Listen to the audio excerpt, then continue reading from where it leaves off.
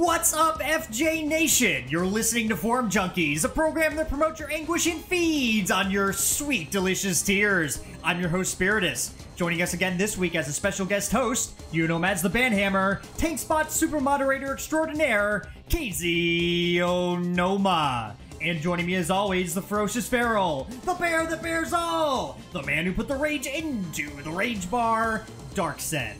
On this week's episode, we'll be highlighting interesting posts on WoW forums across the internet on subjects including the impact of vengeance on tanking, is WoW easy, the holy trinity of tank, DPS, and healer, and the debate over legacy servers.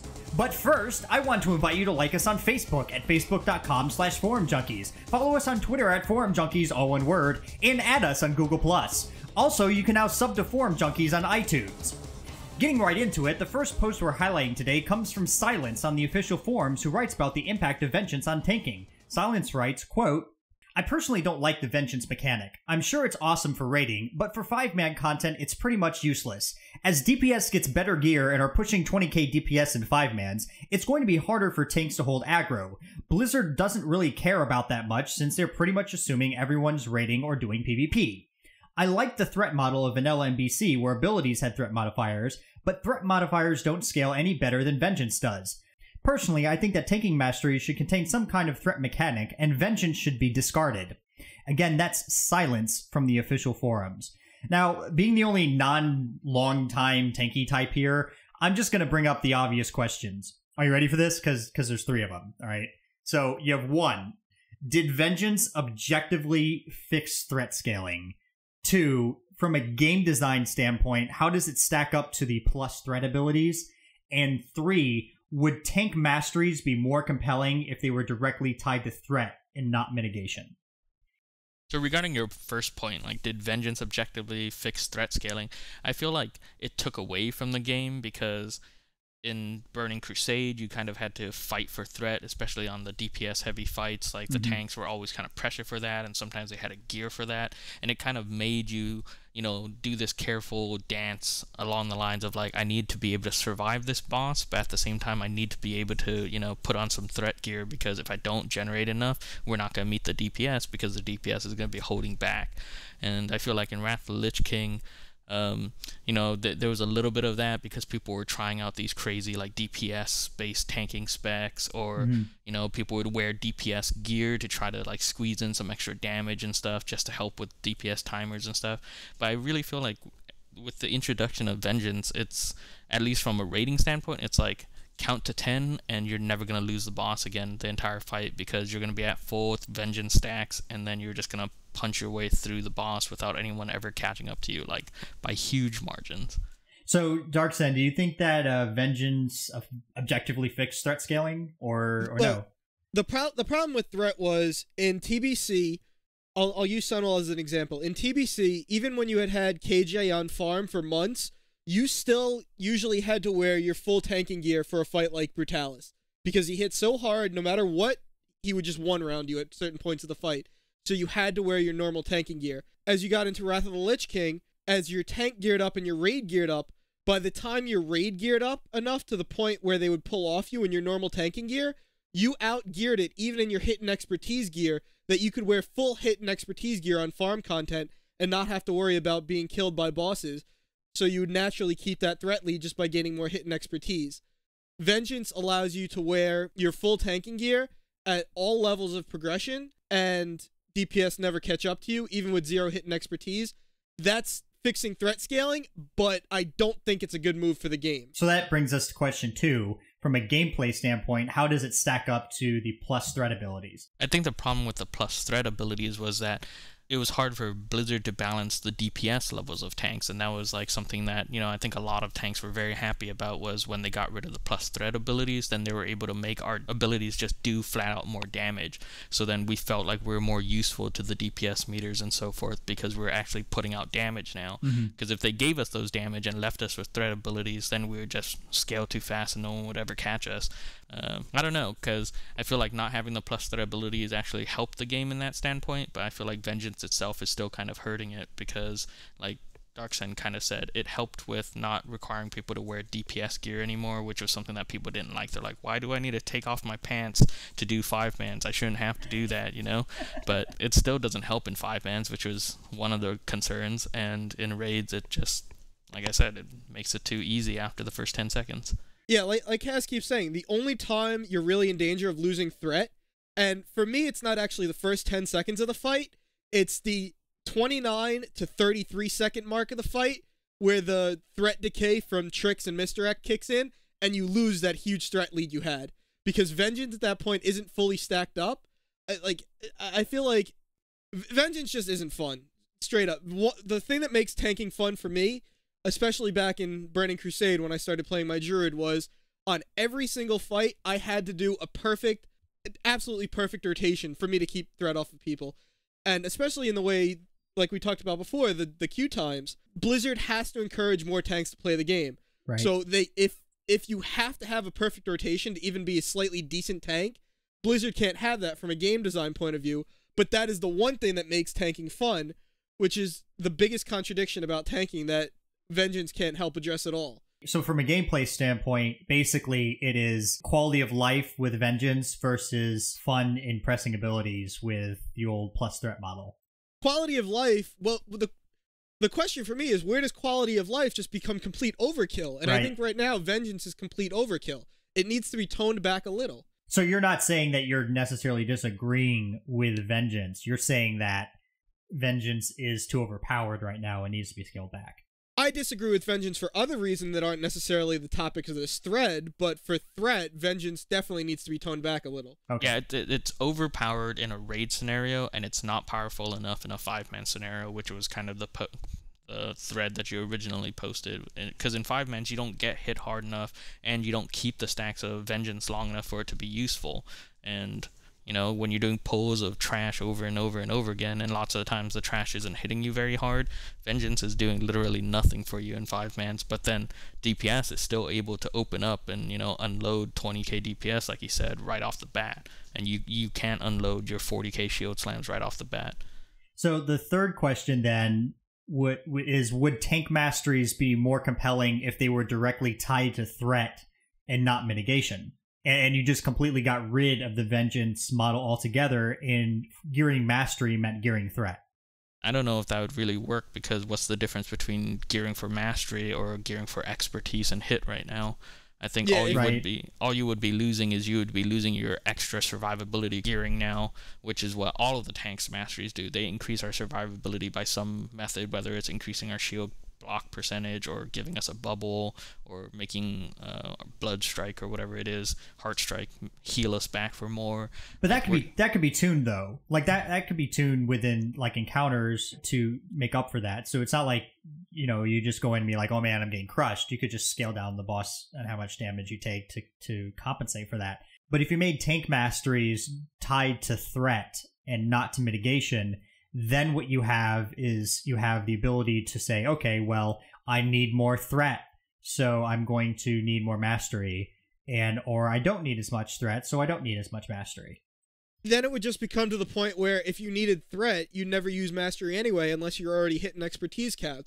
Unless they made mastery just so much more overpowered than hitting expertise, or if they made mastery hitting expertise or something, I don't know. But also, your question implies that mastery isn't compelling. Maybe it's a little boring and passive, but mastery for the 2 shield tanks is the most compelling stat you can get.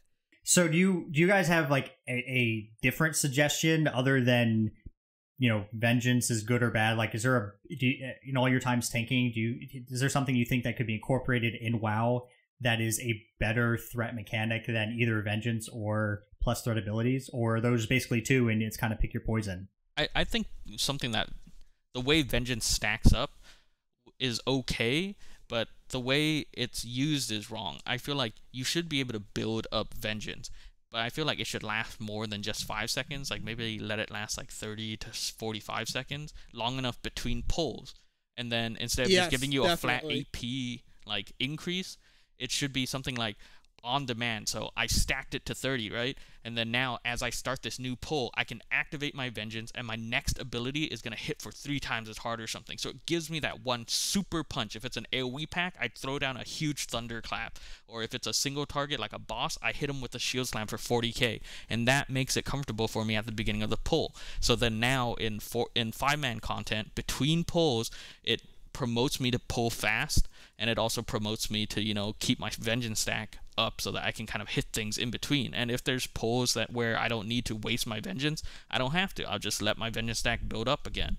And so basically make it like a vengeance bar where you have, you know, you actually have like a button that you can press, kind of like the holy power mechanic where you like build it up and then you can use it. What I think they should do for vengeance as far as building it up is druids have enrage. Paladins have, I don't know what DKs have. Paladins have avenging wrath. Warriors have their shouts, which give rage, and they also have retail and recklessness. I think they should make those abilities somehow increase vengeance or keep your vengeance stack up when you use them.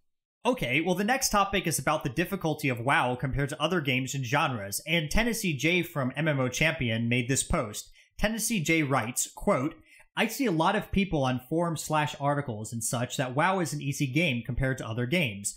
Now, I'm not a master of any game type, MMO, traditional, RPG, FPS, RTS, but I can definitely say MMOs, and WoW in particular, have a gigantic learning curve before you're truly effective at the game. New players to WoW take months before they truly understand everything that's going on and how they can effectively play their class, and that's just one of 10 options. Take some of the top guilds reports that Rag 25 Heroic takes roughly 500 wipes. Would you ever attempt a level in an RTS game, a boss in an RPG/FPS 500 times? Not to mention each attempt probably averages 10 plus minutes. It took me 20-ish wipes to kill Emerald Weapon in Final Fantasy VII when I was 11, and I thought that was ridiculous. I think WoW, at least at certain levels, is a harder game than people give it credit for. Again, that was Tennesseej from MMO Champion. Now, I want to say right off the bat that we left out some good points from this post because, honestly, the post brought up way more than we'll be able to cover. But I believe the excerpts we selected kind of drive the main point. And the macro point here actually asks the question, basically, you know, what defines hard and easy, which is one heck of a topic that we could honestly spend like an entire show talking about. But for simplicity's sake, I think I'll just ask this.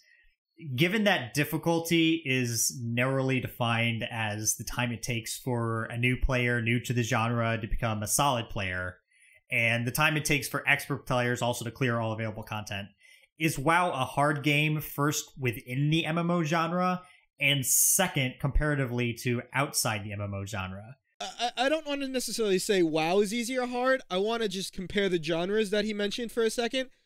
If you don't have good aim in a first-person shooter, right, you could sit there and play 24 hours a day for a year, and your aim will only get slightly better. It won't be enough to make you a top competitive player.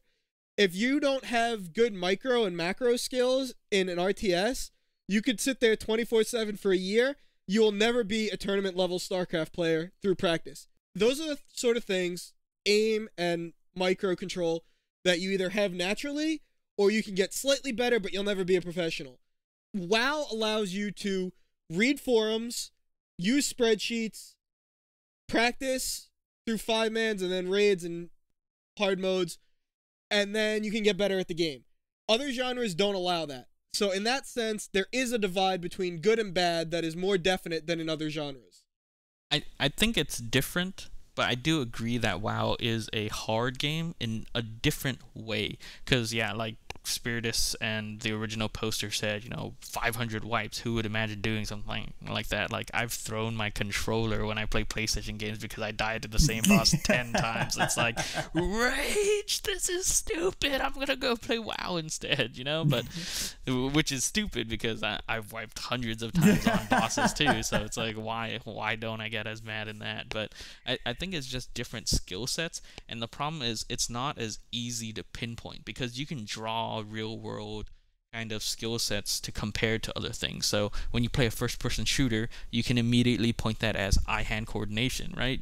Or at least it's similar. So you can kind of see the skill in that. And like Darksend said, some people don't have that skill set, and no matter how much you practice, you'll never reach the upper echelon. And kind of in RTS, as somebody who plays StarCraft 2 pretty competitively, you can train and you can get a lot better. But I mean, the vast majority of us will never reach, Korean status or like pro gamer status, because they just kind of have a certain level of, I don't know if it's devotion or they start young or something, but their ability to multitask is just way beyond anything your average gamer can do.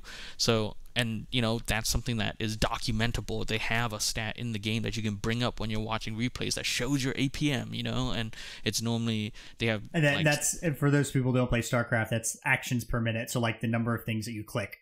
Yeah, you click or do simultaneously or, as fast as you can. So it's something that like people can see, and then you can take stats on that. So like they'll say something like, the person with a higher APM wins 67% of the time. Mm-hmm. So it's like when you see something like that, so you can directly correlate, oh wow, so having higher APM and being able to multitask better allows you to win more often. Not always, but it 60 something percent is pretty strong, like in terms of like correlation numbers.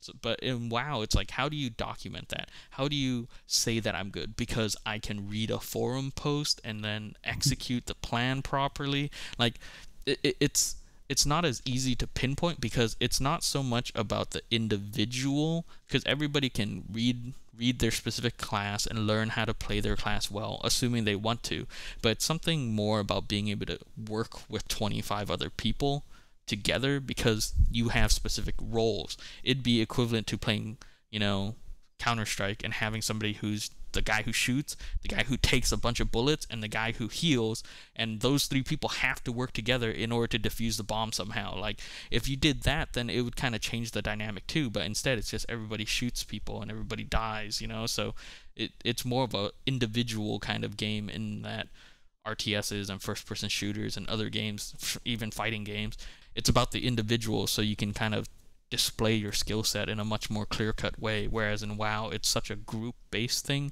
that's easy to dissolve the ability to play well into just saying, oh, I just press this button 4 times over and over and over again, and that's how we kill a boss. Yeah, and I'm progressing on Heroic Rag right now, and if you saw Paragon's video when they're moving out from the media or from the seeds in phase 2, trying to get 25 people to move at the exact same time and stop and start at the exact same point. Mm-hmm.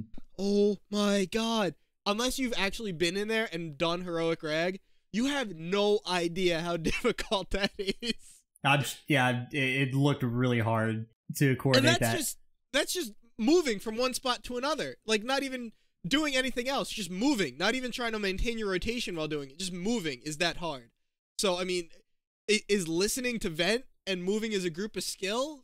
I don't know, is it? Well, to be fair, Tennesseej did bring up the group dynamic that WoW has, but there are also other genres of games that also incorporate the group aspect of it. Like, there's tons of FPSs that are group FPSs, or they're multiplayer FPSs that have to have people coordinate together and use, TeamSpeak or Vent or on your console game system to communicate. So yes, that is definitely part of WoW, is the group play and having people be able to play together, but there has to be something outside of that in order to compare it. And I guess from just understanding your class and understanding your abilities, does WoW and the things that you need to do all that stack up to, let's say, the aim in an FPS or the micro in a RTS? It's kind of hard to quantify because, like I said, the skill sets are so different. It's like trying to compare apples to oranges and then saying, one's better than the other. Who's to say? Would you look at Tiger Woods and call him more of an athlete than Michael Jordan? I mean, Yeah, it's hard because they're totally different things. Like, you can draw certain conclusions together. They both have excellent eye-hand coordination. Is one better than the other? Maybe you could draw some conclusions. You know, maybe one has better nerves than the other because he only has one shot to take, whereas the other person has multiple shots that he takes throughout an entire game. So it's like, there's different skill sets that are there, so it's kind of hard to compare. Maybe the reason why some people say WoW is not a hard game is because of the number of people who play it. Do you think that's possible? Like, just because it's so massive that it's just, well, obviously it's easy. It's like, there's tons of people who play Bingo. Bingo's not a hard game.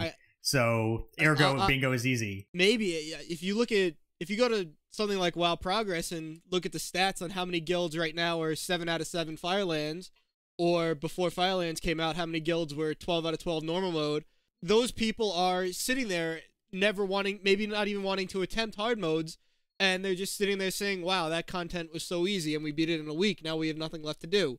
It all depends on the individual person and how much they want to challenge themselves in the game.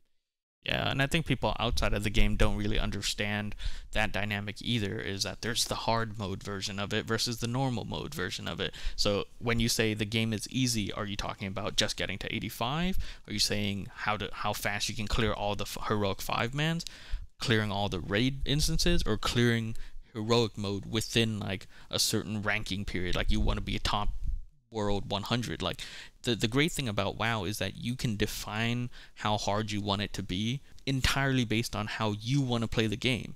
If you like being like Mancow and you want to be the server first level, 70 or whatever, that can be your niche, and every time a new server opens, you blow people away and you create your fame, and there's no doubt that people will say, you're pretty skilled, man. You do something. You document how to quest, you kill things, you're efficient. You do things in such a way that it's obvious you have some sort of skill set in that.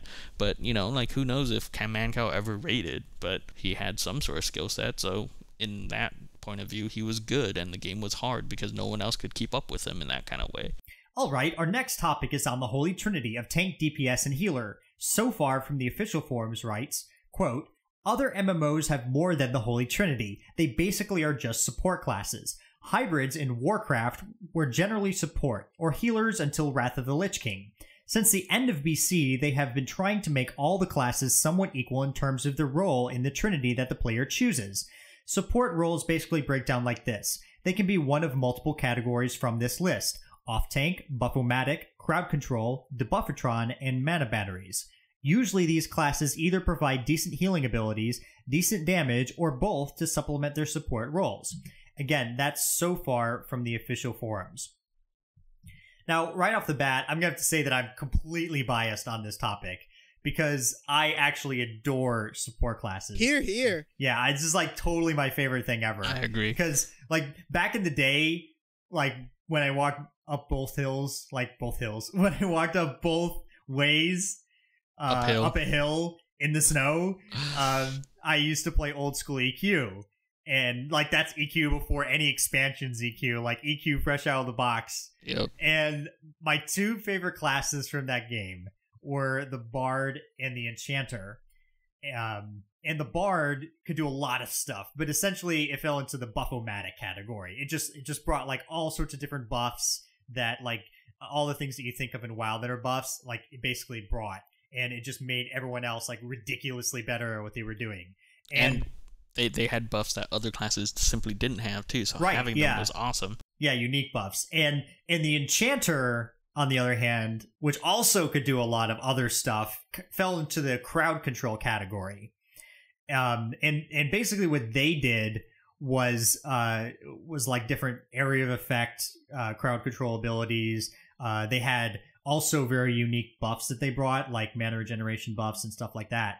And it was really cool to be able to like balance, like, okay, well, I'm going to throw crowd control CC over here, and then I'm going to do a single target CC over here, and then I'm going to throw out some damage. And it was kind of fun to balance all that stuff together. And each of these classes had different skill sets to master too. Like the way that you played them, you needed a different skill set. And I at least had a ton of fun like playing them both.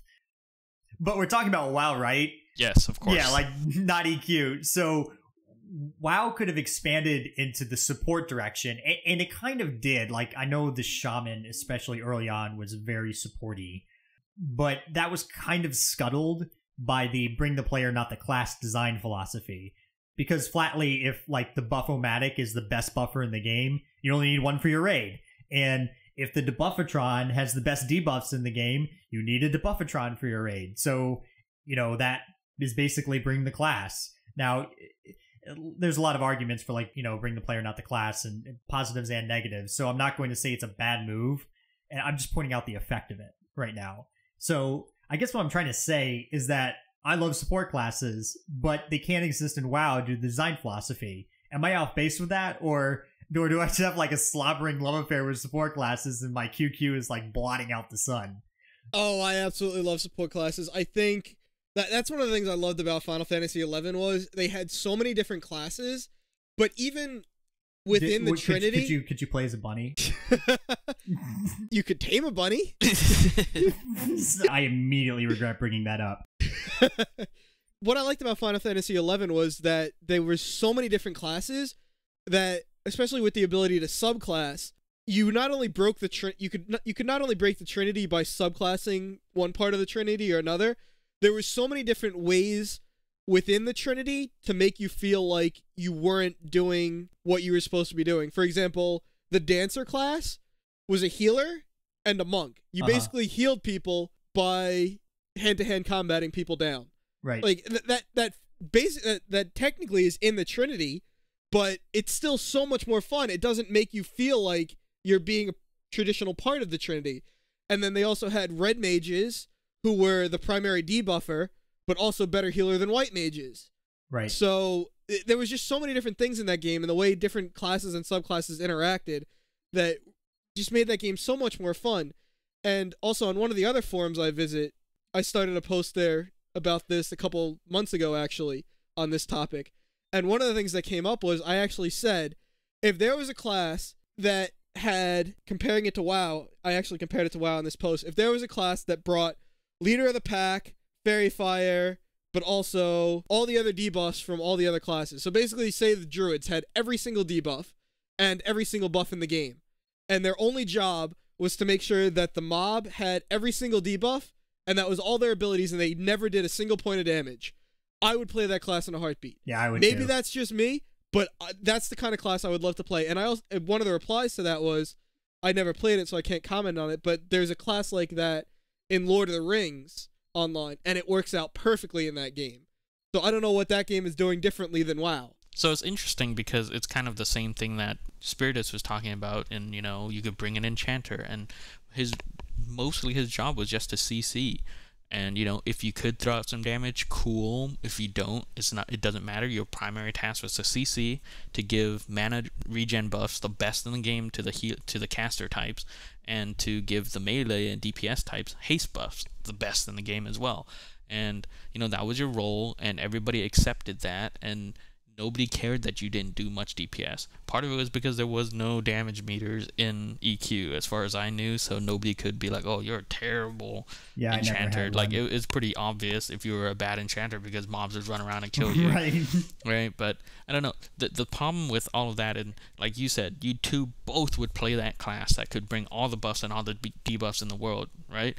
The problem is, in a raid scenario, every guild would bring one of you, and then fill the rest of the raid with the number one flat DPS class, and yeah, then absolutely. the number one tank, and then the number one healer, and they would just, you know, do that because you would carry everything, so they don't need to bring, you know, the Shadow Knight that can kind of DPS and bring one buff and bring one debuff and bring this, because they're like, why, when we could bring the rogue that deals more damage than the Shadow Knight, and then we'll just have one person who sucks at DPS, but he provides everything we need, and he's actually really good at making sure all of the debuffs stay on.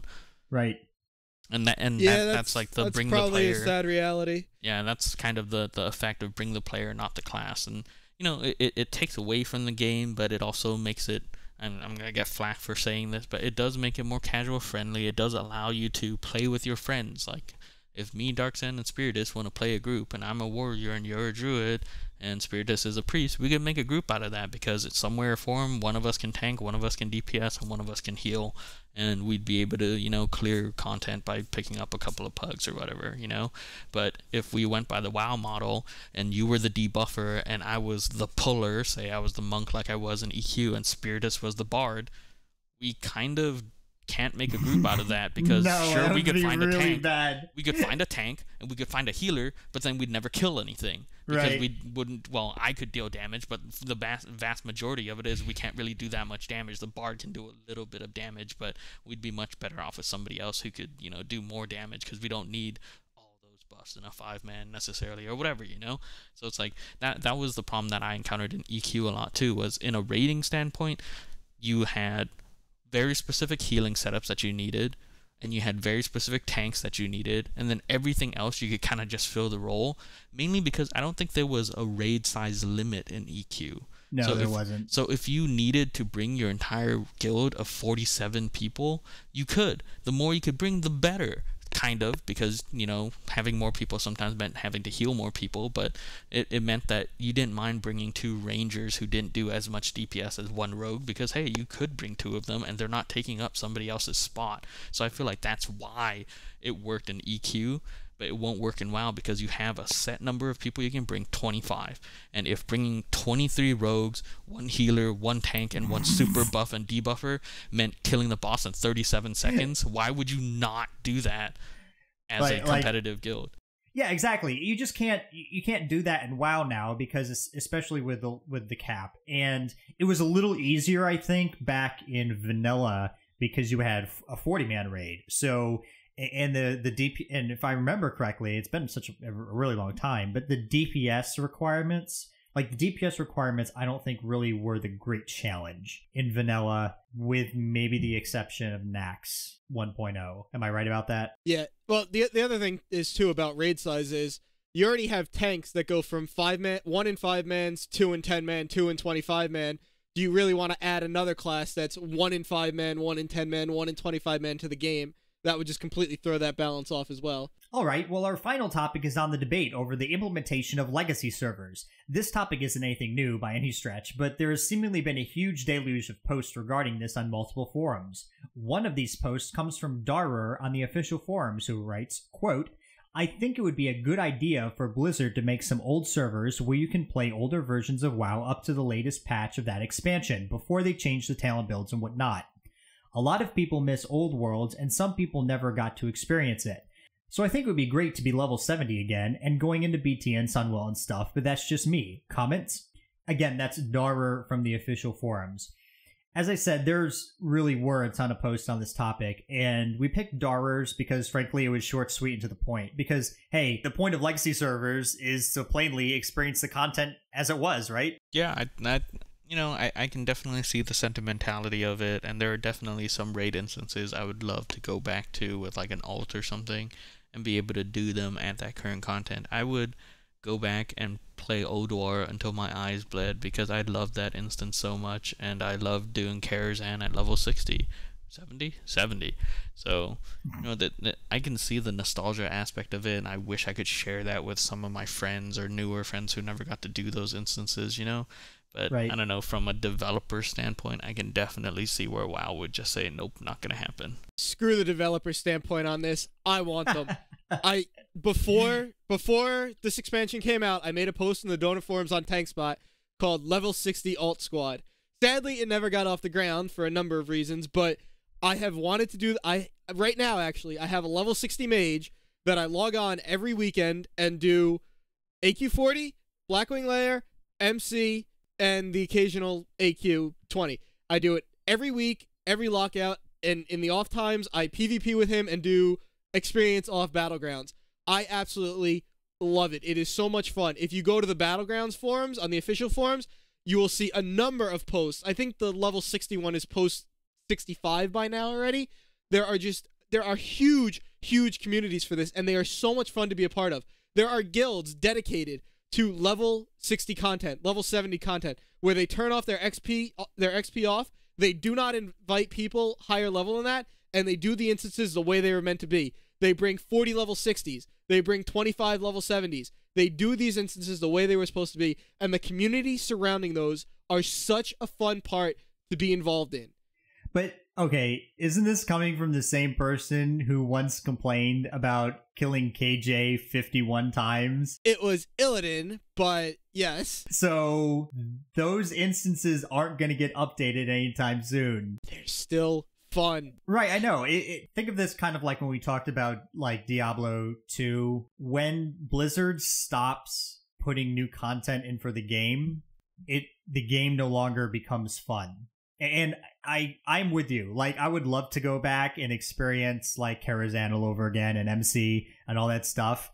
But come on, you got to tell me that at some point you're just going to go, okay, I have run AQ40 50 times. I can't run it anymore. I'm done. There is no more level 60 content coming out. I would go back and do Sceilence and grind those stones 24/7 in a heartbeat. But unfortunately, Blizzard took them out when they redid the old world servers for Cataclysm. Like you would want a game where you just went and grind the stones over and over and over again for years. Yes, I would. I absolutely would. That was so much fun. I don't know what to say to that. I think you're in the silent majority here for that one, Darksend. But I mean, going back to the whole developer standpoint, because that's kind of what I do as a job. But the problem with doing something like that, and although it sounds like it should be easy to just maintain a server to like one server that keeps it at 60, one server that keeps it at 70, one server that keeps you at 80, you know, the problem with that is that when you have to do patches, not just content patches, but when you have to do bug fixes, now you have to deploy it out to 4 different builds and you have to maintain all of them. Or you basically have to tell those people who play level 60, like, hey, you know what, Taunt is broken and it's not going to get fixed because we stopped supporting it. Then, you know, you have this group of people who you promised to make them happy by creating them this server, and now you're not holding up your end of the bargain. So it ends up being more overhead for the company. And then, you know, like Spiritus was saying, what happens when those, say there's 100 guilds that exist out there, right? 100 guilds that want to stay level 60 and do old school Naxxramas, right? After about a year of doing Naxxramas, they're going to get burnt out and they're not going to want to play that anymore. And then now you went from having, you know, 3,000 people on a server down to 2,000, and then a year from that you only have 1,000. Then the server dies and then you get rid of it, and then 5 years later people say, hey, I want it again. You know, it's just, it seems like an endless cycle that's not really profitable to Blizzard because it costs more and there's not as high of a potential of people to want to do it. And you know, they want people to try their newest content too. They put a lot of effort into developing the new content, and it seems kind of, you know, strange that they would be encouraging people to stay in the old world and not try out the new stuff after they've learned from their errors. Alright, I'll step off my soapbox for a minute and then get back on topic. The reason this is an issue, this was never an issue during the Burning Crusade because Naxx still existed. If they were to put Naxx back in the Plaguelands, if they were to put ZG back as a level 60 instance that you could still zone into at level 60, these threads would not be popping up as much as they did. During TBC, you just didn't have to buy it, and you could do whatever you wanted at level 60 and never level. You know, you could do the same thing during Wrath of the Lich King also, except you didn't have access to Naxx anymore. Now, in this expansion, they added experience off, which solves a lot of problems, but now they've taken 2 of the key instances away, and it's just, they're getting rid of the content that we need to do this on our own on the servers they have. If they just put a way to get access to that content as an experience off player for the level it was originally designed to, this would solve so many problems and they wouldn't even need dedicated servers or overhead. I see where you're coming from that, but the problem is they've already gone and gotten rid of them. You can't go back and do vanilla Onyxia anymore. You can't do ZG anymore. Thank you, Onyxia, another one. Thank you for confirming my point. I don't understand from a developer standpoint why they couldn't have just created, you know, an alternative way of entering those instances at level 85 so that you could do them at that level content. Or if you went in at 60, you know, I mean, they're the ones who enforce this right-click, set it to heroic mode thing. But I don't think right now. Yeah, I don't think though that's the whole picture, because part of the level 60 experience and part of the level 70 experience and even part of the level 80 experience is also the talent trees and the way that the game worked. And so I don't think you could just say, oh, well, just keep the old instances in the game, and then we can go experience it at that level. Because I'll be honest with you, I've been recently leveling yet another discipline priest on Melganis, and you can level as a discipline priest as opposed to vanilla when it was impossible. Well, not even talking about that. When Spirit was a 31-point talent before Power Infusion. Yeah. Such an awful talent at that level. But you always had one. You always had one discipline priest. Bring it. It was so bad. But I've been leveling a discipline priest up, and I'm overpowered. I can do as much damage as most DPS. There's just no way. Like, hi, I'm doing old school Nefarian, and I have Atonement. Like, come on. That's not vanilla WoW. You can't say that.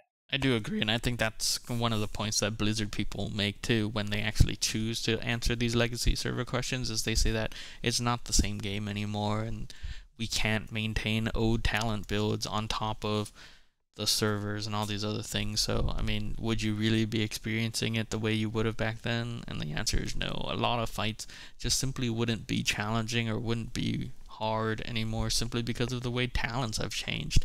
I mean, think of all of the ad fights that, existed in vanilla that were hard simply because warriors were the only tanking class and Thunderclap only hit 5 targets, and fights were hard because you had to bring like 4 tanks because 20 ads spawned, it's stuff like that. But now it's like you could have one tank, he'd throw out a Thunderclap, a Rend, and Blood and Thunder, and boom, all of those guys are going to stick to that one tank the whole game. And the new block mechanics are going to make them ridiculously strong, and or even not as strong as before, because you used to be able to do things like, how would somebody go back right now and do Heroic Anubarak? Because the old mechanic was that you would stack block value to a ridiculous amount so that the spiders wouldn't kill you, and then you would be able to tank like 4 of them at once, and you'd do it that way. You can't do that strat anymore because block now just blocks 30%, so those guys will kill you eventually. Now, objectively, I can't say, wow, you're stupid for wanting to have legacy servers, because to be quite honest with you, if they put up a legacy server, I'd roll on it. Me too. Yeah, I think a lot of people I would totally roll on it. So at least an ult. I'm right? not I would quit playing my main. I don't know. I wouldn't go that far. I don't think I'd go that far.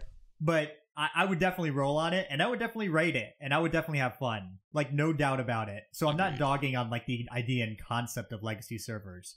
Because I've even looked at, like, legacy EQ servers to go back and play, like, old school EQ just for the nostalgia factor of it. But I totally see where Blizzard's coming from. There's just no good reason for them to put up a legacy server, because anything they have one or two options. Either they have to put a lot of effort in maintaining that server so that it's a good product, or they put out a crappy product.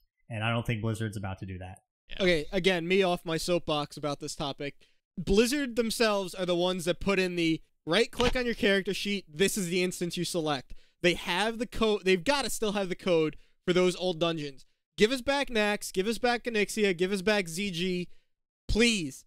I'm begging you, Blizzard. I think it's a little more difficult than that. I realize they'll be different with the talent trees, but still, give them back to us, please. You read the bug report forums, right? Yes. Okay. It's not like that stuff happened because, they were like, oh man, I'm going to go mess with, old Hillsbrad in, Caverns of Time, and, I'm going to screw around with the water there, and then all of a sudden there's no water in old Hillsbrad. Best bug ever, by the way. Right. But that's, it's not like they were fiddling with that. That just happened because of the way the code works, and it was a bug.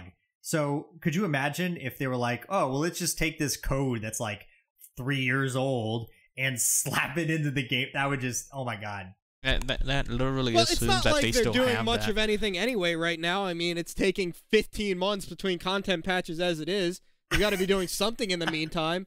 Give us that stuff back. It'll take a week. Win. It will take more than a week, and that's assuming they still have that kind of information stored away somewhere. And coming from somebody that works on a big project, I mean, that's not necessarily the case. You keep a certain level of redundancy to fall back onto, to make sure, oh man, we really effed up this build, we need to roll back, which is something you never want to do anyways, but just in case, you maybe store 10 versions back, so the chances of having that stuff way back then in a workable state is probably not very good. And who knows if the developers who created that stuff are even still working at Blizzard. So it's like you'd have a brand new guy looking at somebody else's work and trying to make it work. It's just like Spiritus said, it's the amount of effort they would have to put in to make it a quality product, which is something that Blizzard always tries to do. You know, people can argue that lately they haven't been, but I stand by the fact that Blizzard always puts out one of the best products whenever they do something like this, and it simply would go against everything they believe in to put in something that's not good, but it just would take too much effort to do something like that. No, I got the answer. I totally got it. You ready for this? Yes. You ready for the answer? Go for it. Premium service. I would pay for that premium. I will never buy a Sparkle Pony just because I have 100,000 gold in WoW, and what's the point of having gold if I'm going to have to spend real money on stuff? I am morally against the cash shop, but I would pay a premium service for that. Absolutely. Blizzard, if you're listening, I've just solved your entire problem. You just have people like Darksend pay an extra $15 a month to have their legacy server so they can go run AQ40 50,000 times, and everyone wins. You can hire more people. You can turn the economy around. It could be a win for everyone. You could put out X.1, X.2, X.3 quicker than once every 3 years. Spiritus just /threaded this entire topic. He just ended it. He fixed the economy too. Blizzard could hire enough people to maintain these old servers that are completely funded on premium services where it costs $30 to play old content instead of $15 to play new content. $30 per expansion. So, oh my god. So for access to each one of those servers, it's $30. So you'd be like, I mean, let's think about it though. How much do you pay on your cell phone bill? Come on, like $80 if you have like a smartphone, right? It's only $30, man, to play vanilla WoW. Seriously, cancel your cell phone. You don't need to talk to people in the real world. Just get rid of your data plan, and bam, there you go, vanilla WoW. Disconnect people from the real world more. Back to the whole gamer stereotypes. Here we go. Well, that's all the time we have for this edition. You've been listening to Forum Junkies with your guest host, Kazeyonoma, Upper Paint, Darksend, XP off level 60. Do it. Fun. And, of course, yours truly, Spiritus. Remember to like us on Facebook and follow us on Twitter. See you next week.